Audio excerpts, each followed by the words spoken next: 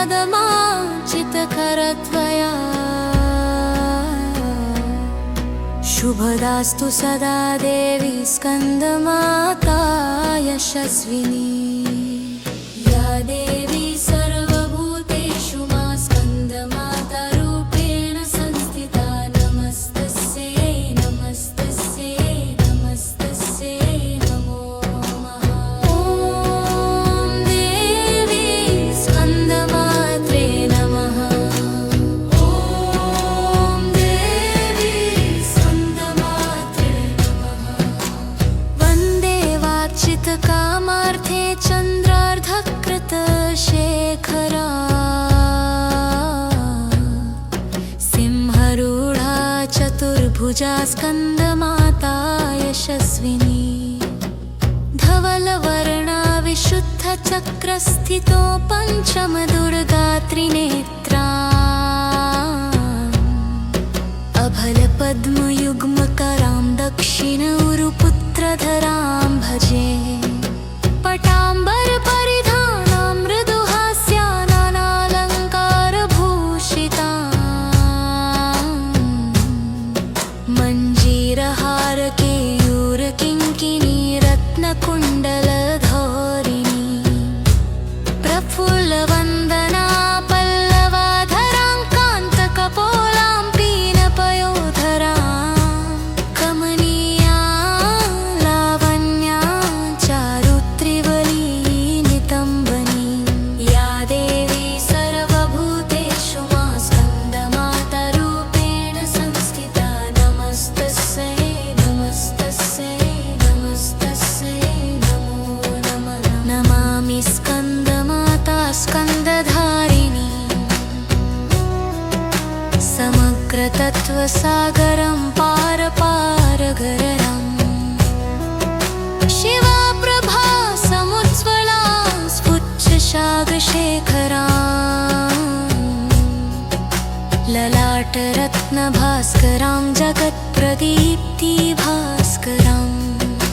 महेन्द्रकश्यपार्चितां सनत्कुमारसंस्तुताम् सुरासुरेन्द्रवन्दिता यथार्थनिर्मलाद्भुताम् अतर्क्यरोचिरुविजां विकारदोषवर्जिताम् मुमुक्षुभिर्विचिन्तितां विशेषतत्त्वमुचिताम्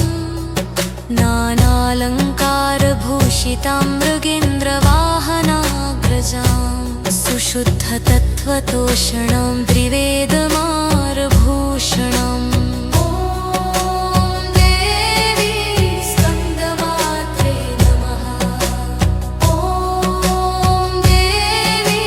स्कन्दमात्रे नमः सुधार्मिकोपकारिणी सुरेन्द्रवैरिघातिनी शुभां पुष्पमालिनी सुवर्णकल्पशाखिनी तमोऽन्धकारयामिनी शिवस्वभावकामिनी सहस्रसूर्यराजिकां धनज्जयोग्रकारिकां सुशुद्धकालकन्दला सुभरदृन्दं जुलाम् प्रजायिनी प्रजावती नमामि मातरं सतीं सकर्मकारणे गतिं हरिप्रयाच पारतीम् अनन्तशक्तिकान्तिदां यशोऽर्थभुक्तिमुक्तिदां पुनः पुनर्जगद्धितां नमाम्यहं सुरार्चितां जयेश्वरि त्रिलोचने प्रसीद देवि पाहि माम् या देवी सर्वभूतेषु मा स्कन्दमाता रूपेण संस्थिता नमस्तस्यै नमस्तस्यै नमस्तस्यै नमो नमः ॐ देवी स्कन्दमात्रे नमः ॐ देवी स्कन्दमात्रे नमः ऐं बीजालिं देवी पदयुग्मधरा परा हृदयं पातु सा देवी कार्तिकेययुता। श्रीं हुमैं देवी पर्वस्या पातु सर्वदा सर्वांग मे सदा पातु स्कंदमाता पुत्रप्रदा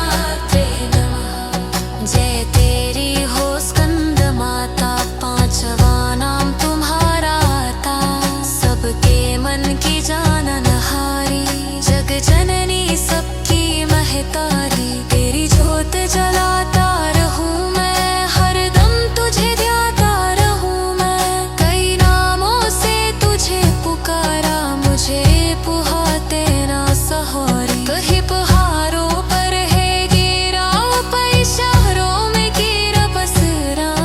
हर मंदिर में तरल जाए कनकाए पेर भक्तकारी अपनी गुच्छा दिला दो शक्ति मेरे नत भी गला दो तिन्यागी देवता मेरे सारे नए पुकार तुम्हारे पूरे अष्टदीप से बचा रख